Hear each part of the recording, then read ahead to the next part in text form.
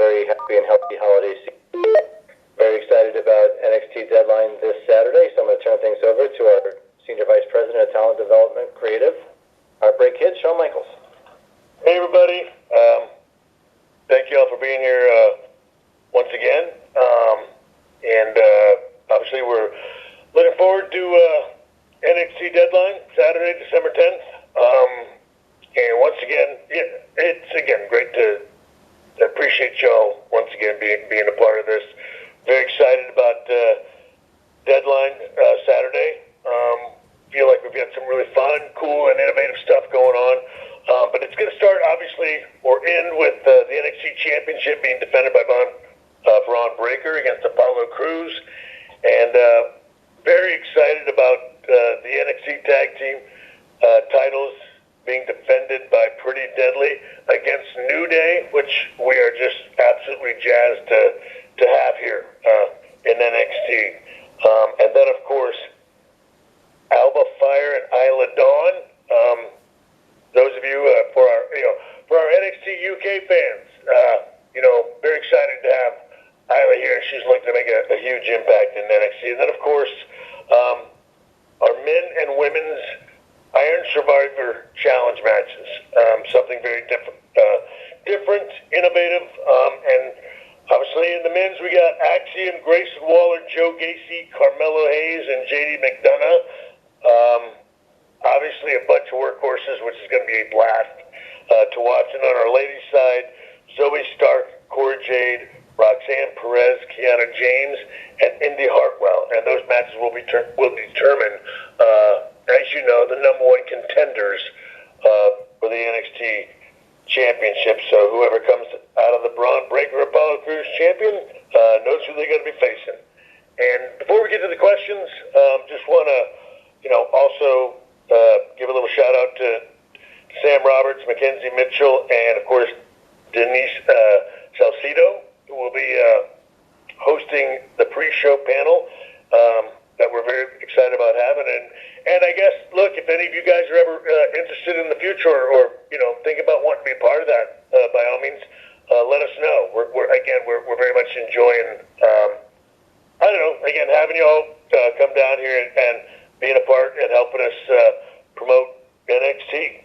And other than that, I would just like to make one, and it's already been out there a bit, but I still want to kind of make it official to you. Very excited that, NXT is getting, we're finally getting out of the state of Florida and out of the city of Orlando. Not that we don't love it here, but we're very excited. This is the first standalone premium live event since February of 2020.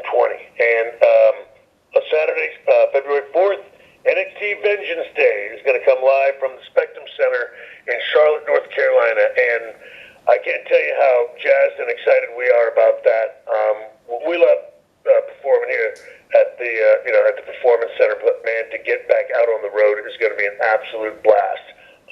So anyway, obviously just want to make that official with you guys, and the tickets for that event are going to go on sale next Friday through Ticketmaster. And so anyway, that's sort of my corporate plug.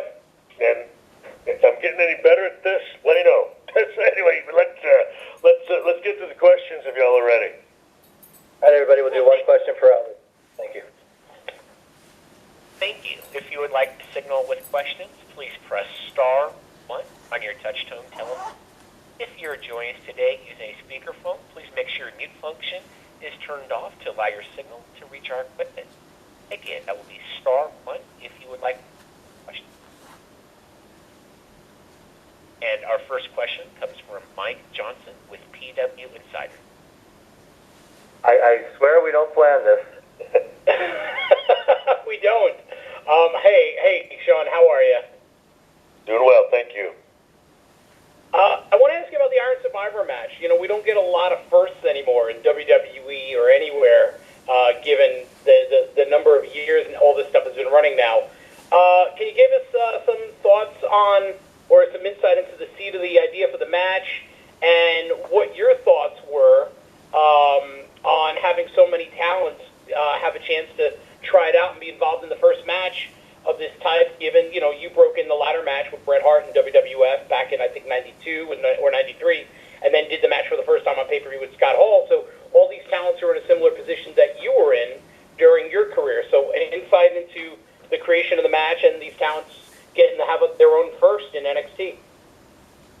Yeah, well, look, so we wanted to see, and look, I'll be honest, to me that's the greatest thing about getting to be here in NXT is that we do get to try things out and test a lot of things from a television standpoint, programming standpoint, and in this case a match standpoint. And we can, sometimes they're hit or miss, but again, I love that process. And so this was something that for the final premium live event of the year, could we come up with something, again, different? And this is just something, again, the creative team and myself, we don't get out of our padded room much, and so this was something that we kind of eventually landed on.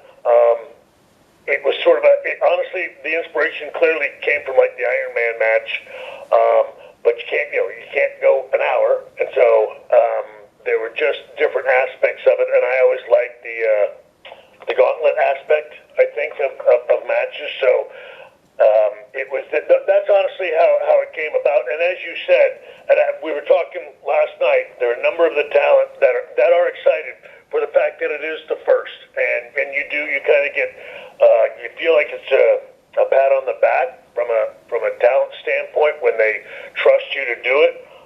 And you look, these are all people that we believe in, both on the men's and women's side, and they're always, again, when you want your new ideas to hopefully have great success, you pick the best people you think that can give you that, and that's what we've done in these Iron Survivor challenges.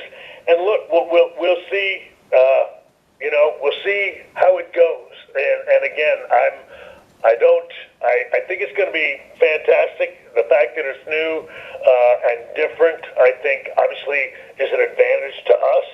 Clearly, the talent we have in it are capable of turning on something exciting. So, Friday night's going to be, I think, a pretty incredible evening. And like I said, maybe we'll have a match that everybody will remember for a long, long time. All right. Thank you, sir. Appreciate the time. Thank you very much. Oh, yeah, sorry about that Saturday night. Apparently I said Friday. And our next question will come from Jason Powell with ProWrestling.net. Hey, Shawn, what is Paul Levesque's management style when it comes to NXT these days? Does he have a lot of input into what you guys are doing, or is he just kind of letting you do your thing? He's letting me do my thing. We almost never. We finally texted the other day, and actually we're just talking about that, which was like, hey, I miss. We kind of just miss not being able to hang out anymore. That was the great thing about him being here on a regular basis. Is there's like I said, there's a whole friendship thing that sort of has to take a back seat to all of this. But right now, yeah, this is, look, he's, I'm very fortunate. He trusts me. So there's been almost no communication over the last several weeks. He's just been so busy. He's got so much going on. I don't want to add, any problems to it. I mean, if there's something very urgent, I guess, that I feel like we need, or a question that I need answered, you know what I mean? I know that he'll give me that, but right now, we're rolling what we feel like is pretty good down here. We understand what they want from, us and from the talent, and so to me, I always feel like no news is good news. If nobody's calling me and I'm not bothering them, I feel like everybody is happy with what's going on. So right now, again, yeah, I mean, the only complaints he and I have, honestly, are not having a lot of time to catch up. Well, thanks for taking the time to do this, and best of luck with the show on Saturday. Thank you very much. And moving on to John Alba with Podcast Heat. Hey, thanks for taking the time. Best of luck this week with the show. One of the biggest stories in the entire news circle this past week has been the status of William Regal, and it was confirmed yesterday on a conference call that he'd be heading back to work with his son. And I wanted to know if you guys had any comment on William Regal coming back into the WWE fold here, and what kind of an asset can he provide for you in your NXT? Well, look, I appreciate the question. Right now, what I know is there's nothing official that I really had to announce. But I'll say this, as you said, we love Steve, and we have a great deal of respect for Steven Regal and what he means to NXT and the WWE, and of course wrestling at all levels.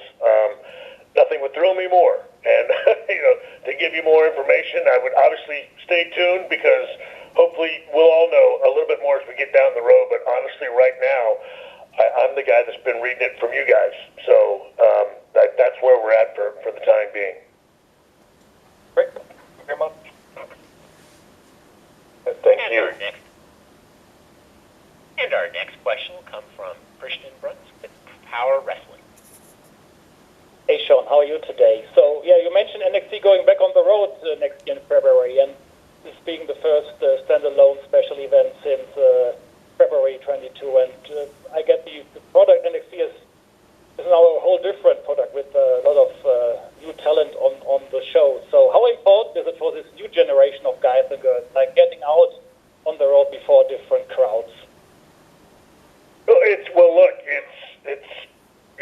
It's the most important thing I think that we can do. I mean, this is, as everybody knows, right? This is developmental. To develop, you have to have reps. That has been, again, we talked about, I believe on the last call, that, again, what these men and women have created over just the last year, it's been amazing what they've accomplished, and that is with, respectfully, minimal reps, certainly compared to what, we used to do. I talk with talent all the time. When I broke in Mid-South, I worked 9 times a week because we did, double shots on Saturdays and Sundays. And right now, if you worked every TV and every live event for NXT, you'd probably be getting about 8, reps a month. And so, look, the opportunity for us to get out, it's been a long, slow process, and we understand that, but we are really excited about that, because that's the best thing that you can have for any athlete, but certainly in the WWE, as you all know, getting out there in front of the fans, in front of people, learning the difference, city to city, the different psychology, what they're buying one night, what they like in New York is different than Philly. What they like in Philly is different than LA. So look, that's why it's big news for us. Just having the opportunity, as we started out small with the coconut shows here in Florida, but now getting to branch out, outside of the state of Florida is nothing short of huge for us. And it's gonna. I think we're gonna watch, some really exceptional talent who have grown exponentially over the last year, continue to grow even more now with that experience that they have. Thanks. My pleasure. Thank you. And we have a question from Nick Hausman with Wrestling Inc. Hi, Shawn. Thank you so much for taking the time today. Yes, sir. My question is about Shawn Waltman. He was back in the NXT mix recently. I know Shawn's expressed interest in, possibly having one more match or maybe a couple matches in NXT. I know there's a lot of talent he's very fond of down there. Is that something you see happening? And if it were to happen, who would you like to see Shawn Waltman wrestle? Well, look, that's something that he said it to you. He didn't say that to me when he was here. You know what I mean? Because oh my goodness, I'd have taken him up on that. My goodness. But look, so I know that he's been getting back in there here and there, and I got to tell you, he's like in the best shape he's been in a long, long time. So he looks fantastic. Look, I don't know that. Obviously, that would be something I'd have to, run up the flagpole and everything. But look, the talent would benefit from that so much. I know he'd have a blast. So look, if that is an option that we are allowed to explore, I'd jump all over it. But I will, it's amazing. We're all buddies and stuff like that. But he won't, he tells you guys, but he doesn't say anything to me about it. But I'll say that we were